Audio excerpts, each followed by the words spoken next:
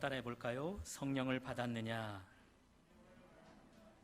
1절입니다. 19장 1절. 아볼로가 고린도에 있을 때에 바울이 윗지방으로 다녀 에베소에 와서 어떤 제자들을 만나.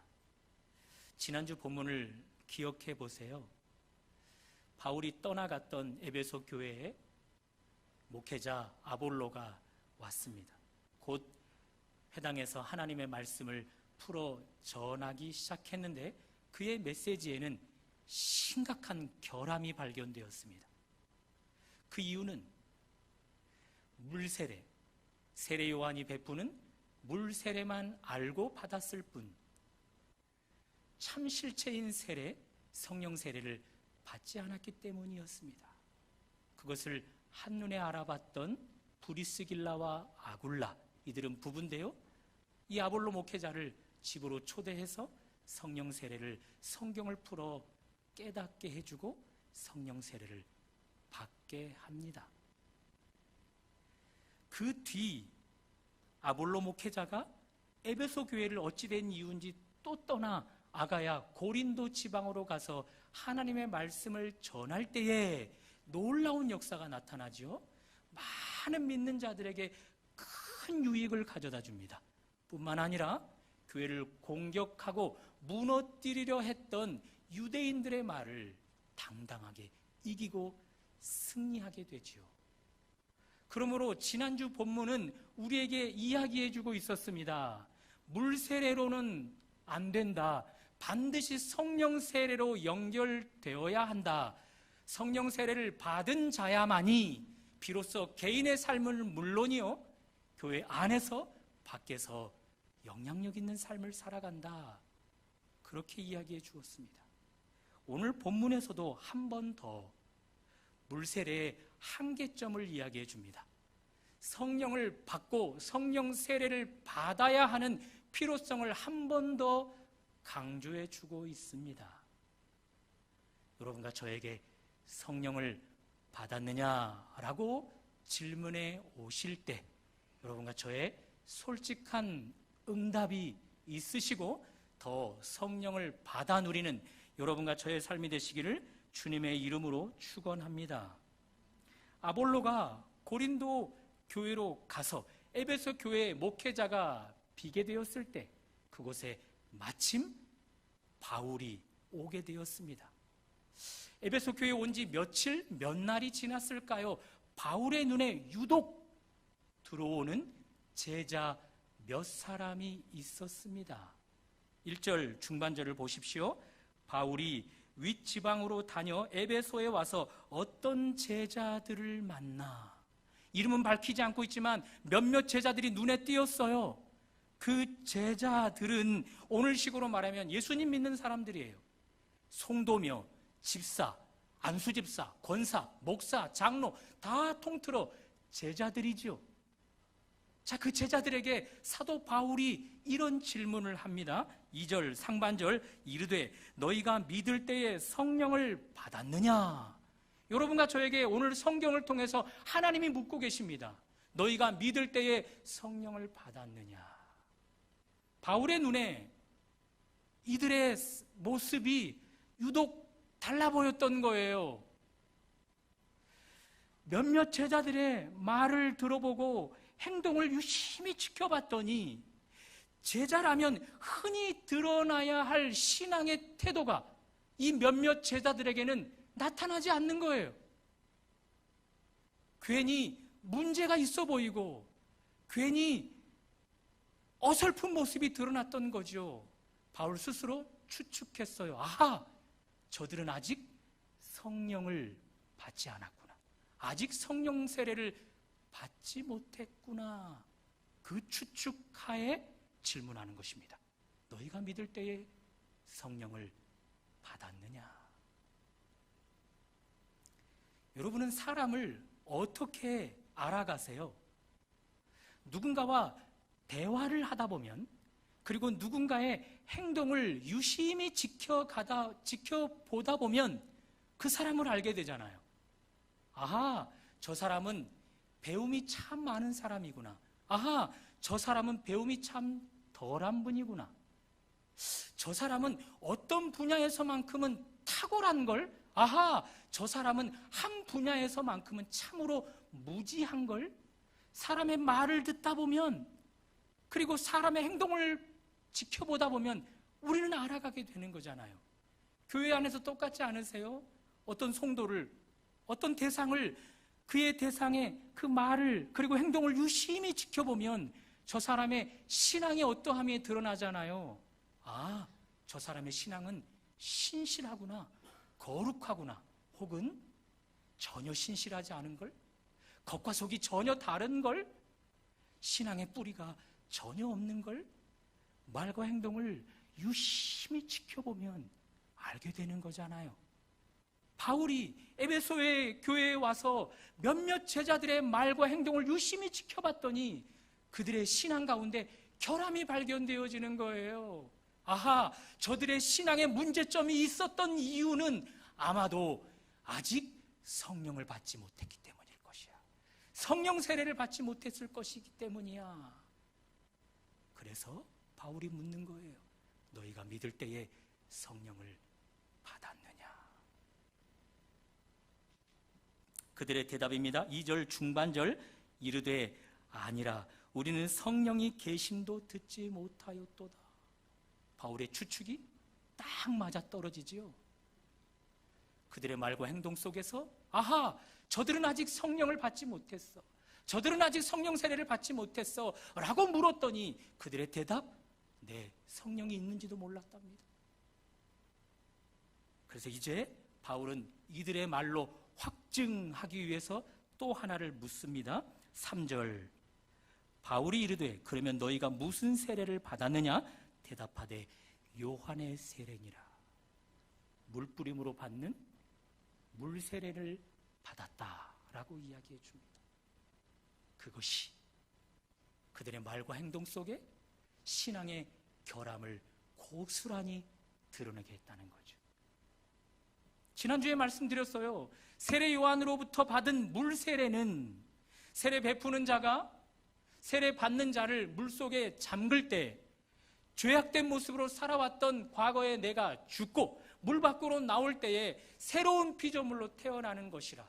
그런데 물 세례는 성령 세례의 그림자일 뿐이라. 그러므로 물 세례는 예수 그리스도의 십자가의 죽음과 부활로 연결되어지는 참 세례, 성령 세례로 연결되어져야만 한다라고 말씀드렸죠. 성령 세례는 예수님의 십자가가 나의 죄를 대신 지고 죽으신 형틀로 믿어 저 십자가에 내가 함께 못 박혀 죽었고, 그리고 예수님의 부활과 함께 내가 함께 살아나 새로운 피조물로 태어났다, 그것을 믿게 되는 것, 그것이 성령으로 말미암아 믿어지는데요, 그런 의미에서 성령 세례라 말씀을 드렸어요. 안타깝게도 바울의 눈에 띄었던 몇몇 제자들은 물 세례가 예수님의 십자가의 죽음과 부활 사건으로 연결되어지지 못하는 거죠. 앞에서 언급드렸던 아볼로 목회자, 아직 물 세례 받지 못했어요. 성령 세례를 알지도 받지도 못했어요. 자, 그런 그가 열심히 교회에서 말씀을 전합니다. 지난 본문인데요, 사도행전 18장 25절 스크린으로 한번 봐주세요.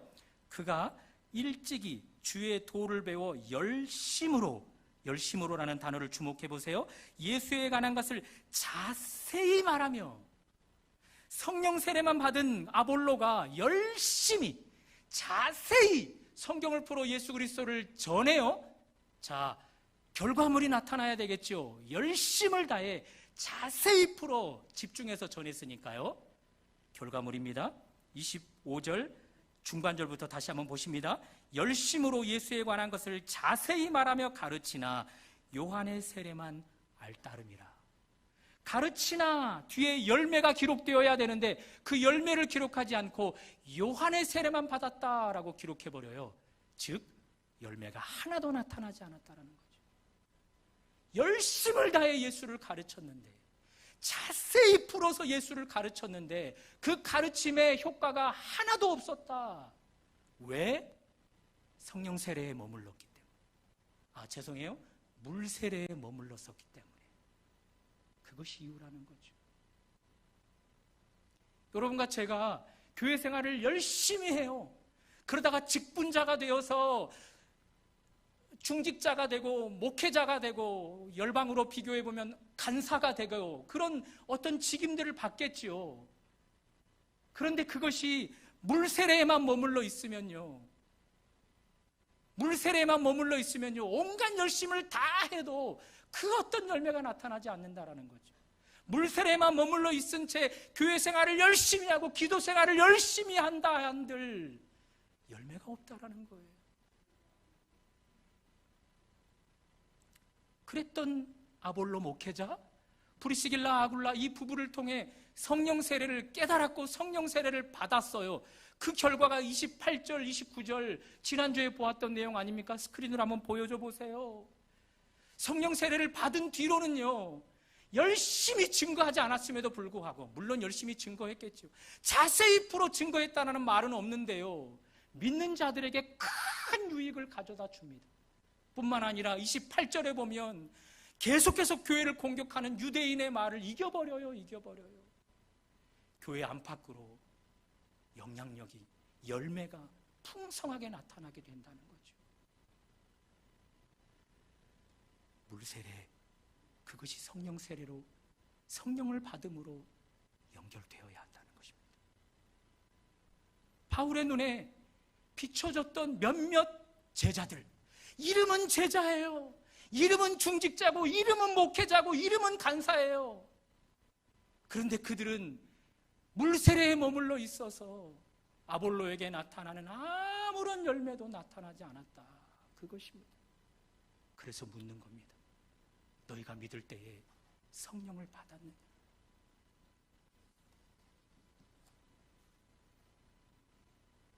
본문에서 말하는 물세례, 우리는 이미 교회에서 어떤 목회자에게 받았죠. 물뿌림으로 받았든지, 침례 교단에 속한 분들은 이미 그 침례탕에 들어가서 온몸을 물에 적시면서 받았든지, 이미 여러분과 저 물세례를 받은 분들입니다. 그런 분들이 대다수입니다. 그런 분들에게 묻습니다. 여러분의 그 물세례를 넘어 성령을 받는 성령 세례로 연결되었습니까? 성령이 여러분들에게 임하셔서 예수님의 십자가가, 나의 죄를 대신 지고 지신 십자가, 그 십자가에 여러분의 손과 발이, 예수님의 손과 발이 함께 포개어져서 함께 죽었음이 믿어지십니까? 예수님의 부활하심이 여러분이 새롭게 태어난 것으로 믿어지십니까? 그런 성령 세례로 물세례가 연결되어졌습니까? 더 질문해 볼까요? 그 성령 받음이 과거의 일로 멈추어 계십니까? 아니면 현재의 내 삶 속에 계속해서 충만으로 받아짐으로 경험되고 있습니까? 경험되고 있다면 성령 세례 받기 전 아볼로의 삶은 드러나지 않을 것입니다. 오히려 성령 세례 받은 이후 교회 내에서 큰 유익을 주고 교회 밖에서까지 영향력을 떨치는 그런 모습으로 드러날 것입니다. 마침 오늘 학습 세례 입교 교육을 하는 날입니다. 지금 입교 신청을 한 사람이 3명이에요.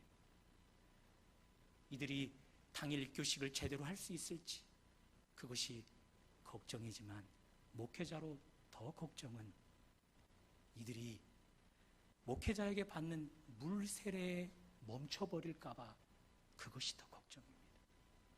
그 물 세례를 넘어 성령을 받는 성령 세례까지 가야 하는데, 성령을 받아 예수님의 십자가가 정말 나를 위함임을, 그 십자가에서 죄된 내가 죽고 예수님의 그 부활하심으로 내가 새로운 피조물로 태어났음을 믿어지는 그 삶으로까지 나아가야 되는데, 물세례에 머물러 버릴까 봐 그것이 걱정입니다. 여러분과 제가 그 대상자들을 위해서 기도하면 어떨까요? 이들이 성령 세례 받기 전 아볼로의 삶엔 머물러 교회는 열심히 다니는데, 부모를 따라서 자발적으로 혹은 억지로 교회는 열심히 다니는데 하나의 열매도 나타나지 않는 아볼로 목회자의 삶이 되어지지 않도록, 오히려 성령 세례를 받은 이후 교회 안에서만 자라나고 성장하는 것이 아니라 교회 밖에서까지 하나님의 자녀된 영광을 드러내는 모습, 그런 모습으로 성장할 수 있도록 우리가 함께 기도해 주시면 고맙겠습니다. 저도 개인적으로 중2 때 학습을 받았고 중3 때 세례식을 받았던 것 같아요. 자발적으로 전혀 한 것 아닙니다. 부모님이 하라고 해서 억지로 끌려가서 붙들려서 세례식을 받았어요. 물세례를 중3 때 받았어요. 여러분, 제가 물세례 받은 뒤부터 삶이 달라졌을까요? 아니요. 세례식 때 목회자가 가르쳐 주더군요. 예수님의 십자가가 너를 위함이야. 예수님의 부활이 너의 새롭게 태어남을 위함이야. 네, 그거 배웠어요. 그러나 이론적으로만, 지식으로만 알고 있었어요. 예수님의 십자가의 죽음이, 예수님의 부활하심이 저의 삶에 아무런 영향력도 주지 못했었던 거죠. 그러던 어느 날, 고1 수련의 마지막 날, 몇몇 친구들이 열심히 말씀을 듣는 거예요. 몇몇 친구들이 부르짖으면서 열심히 기도하는 거예요. 나는 도대체 뭐 하고 있는 거지? 그 시간이 허무하게 느껴져서 저도 말씀을 귀를 기울이기 시작했습니다. 하지 못하는 기도지만 부르짖어 기도하기 시작했습니다. 목회자가 예수, 예수, 주여, 주여만 외치면 된대요. 그러면서 부르짖기 시작했습니다. 그때 저도 모르는 눈물이 흐르기 시작하더군요. 그때 저도 모르게 하나님이라는 존재가 정말 살아계시는구나 라고 깨달아지기 시작하더군요. 그때 과거의 지식으로만 알았던 예수님의 십자가의 죽음이 나의 죽음이었고, 그분의 부활이 저의 새롭게 태어남을 가져다주는 큰 은혜임을 깨닫게 되었습니다. 그때부터예요. 저의 삶이 변화되고 성장된 것, 바로 그때부터예요. 물세례에 머물러 있지 않고 성령이 깨닫게 해주고 성령이 믿어주게 하는 그 성령을 받은 뒤부터인 것입니다. 그 뒤 청년부가 되어서 리더로 성경을 열심히 가르치고, 전도팀을 꾸려서 학교로 대형 쇼핑몰에서 열심히 전도도 하고, 신학대학교에 들어가고 대학원에 들어가면서 전도사, 강도사, 목사 안수를 받아가며 여러 많은 사역들을 했지만, 여러분 아십니까?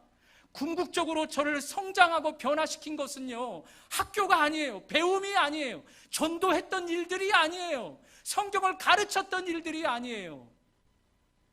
과거 받았던 성령, 그 성령이 한 번으로 끝나지 않고 계속해서 제게 또 한 번 채워주시고 또 한 번 임재하여 주신 결과로 제가 그렇게 계속해서 성장과 변화를 거듭하게 되었다는 것이지요.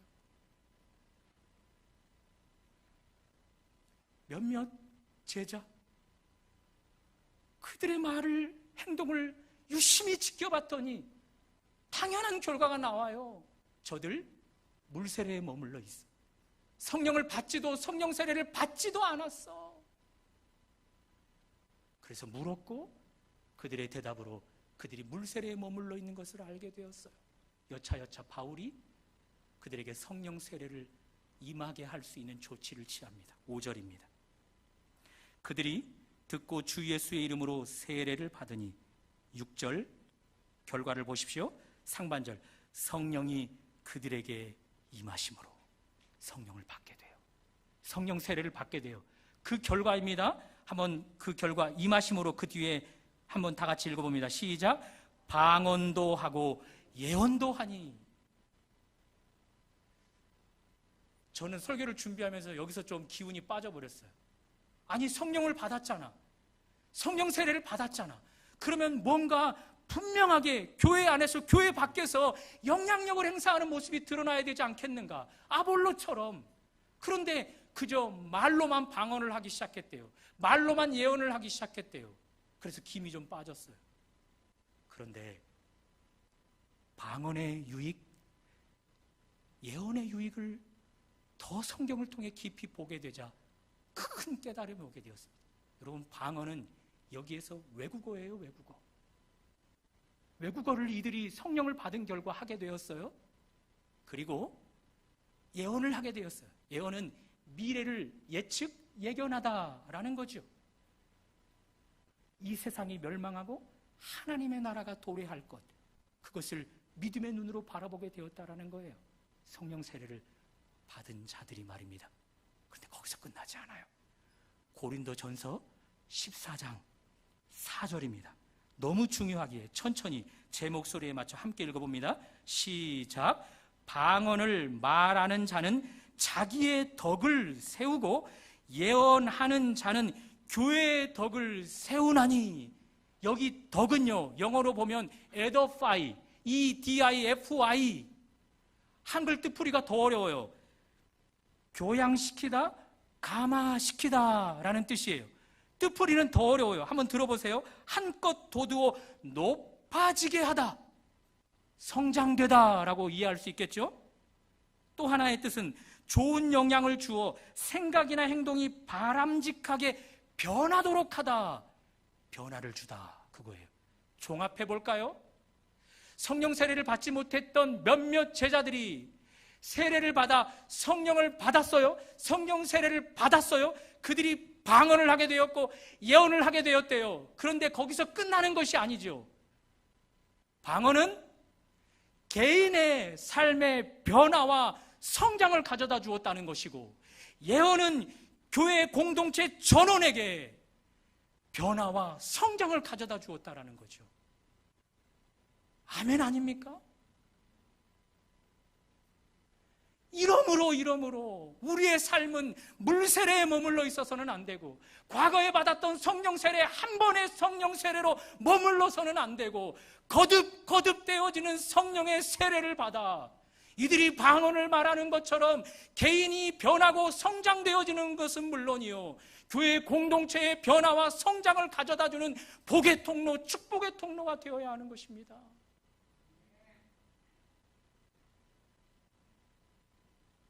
그러니 물세례를 받고 물세례에만 머물러 있었던 이 몇몇 제자들 상상이 가지 않으세요? 이들 물세례에 머물러 있을 때는요, 열심을 냈는데, 교회 생활은 열심히 했는데, 제자라는 타이틀까지 받았는데 개인의 변화와 삶의 성장은 하나도 나타나지 않았던 거죠. 교회의 그 어떤 변화도 그 어떤 성장도 가져다 주지 못하는 막혀있는 통로였었다라는 거죠. 그러나 그들이 물세례에 머물러 있지 않고 성령 세례로 변화되었을 때는요, 드디어 개인의 변화는, 개인의 성장은 물론이요, 공동체 전원에게 변화와 성장을 가져다 주는 것입니다. 묻겠습니다. 당신들이 믿으실 때 성령을 받으셨습니까?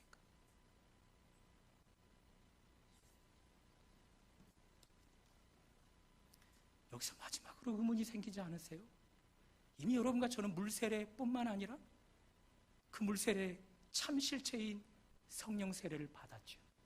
그래서 예수를 나의 구주, 나의 하나님으로 고백하게 됐고, 예수님의 십자가가 나의 십자가임을, 예수님의 부활이 나의 부활임을 믿게 되었잖아요. 성령 세례를 받은 결과 말입니다.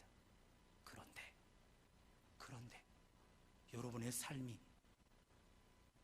성령 세례를 받아 오늘 몇몇 제자들처럼 개인의 삶의 변화도 성장도 어느 정도는 경험했을 것이고, 공동체 안에도 성장과 변화를 가져다 주는 통로로 어느 정도는 사용되었을 것인데, 혹 그 성장이, 변화가 멈춰버렸다면 이유가 뭘까? 그런 질문을 할 수 있어야 한다는 것이죠.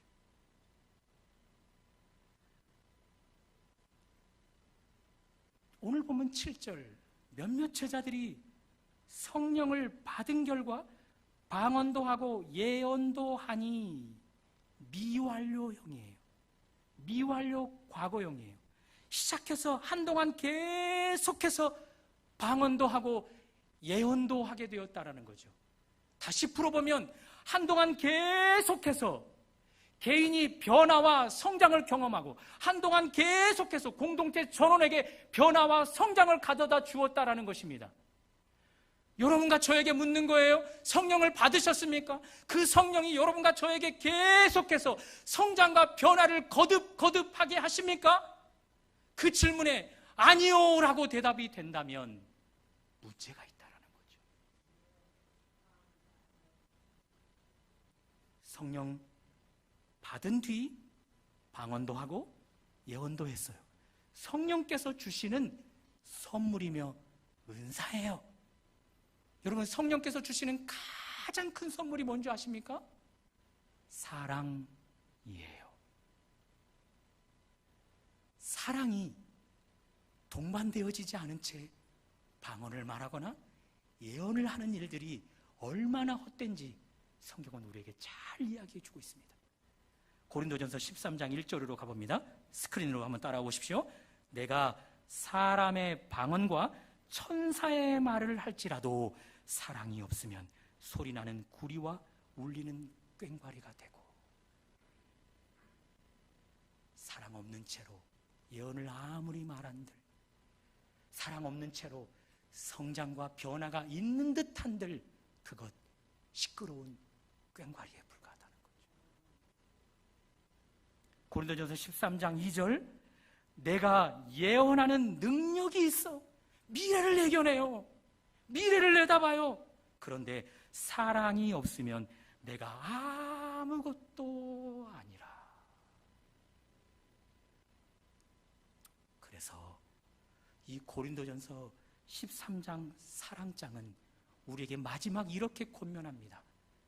너희가 더 큰 은사를 사모하라. 더 큰 은사가 무엇입니까? 사랑입니다. 아니, 그 사랑은 누가 주십니까? 성령입니다. 그러므로 그 말을 바꿔보면 너희가 더 성령을 받아야 하느니라. 그렇게 이야기해 주는 거죠.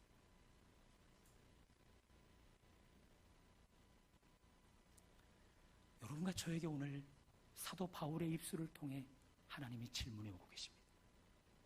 너희가 믿을 때에 성령을 받았느냐? 물세례에 머물러 여전히 신앙생활을 너희의 개인의 힘으로, 너희 개인의 의지로, 결단력으로만 하려고 하고 있지는 않느냐? 그래서 열심을 내고 수고는 하는데 아무런 열매를 맺지 못하는 안타까운 가운데 있지는 않느냐? 내가 주고자 하는 성령을 받으라. 그렇게 말씀하고 계십니다. 또 묻고 계십니다. 너희가 믿을 때에 성령을 받았느냐? 내 주님 성령 세례를 받았고 성령을 통해서 예수님의 십자가가 나의 십자가, 예수님의 부활이 나의 부활임을 알게 되었습니다. 그러나 거기에서 멈추어 버렸습니다 라고 말하는 여러분과 저에게 우리 주님 또 한 번 말씀합니다. 더 큰 은사, 더 큰 선물, 나의 영, 거룩한 영을 더 공급받으라. 그렇게 말입니다. 마지막으로 질문합니다. 여러분들이 믿을 때에 성령을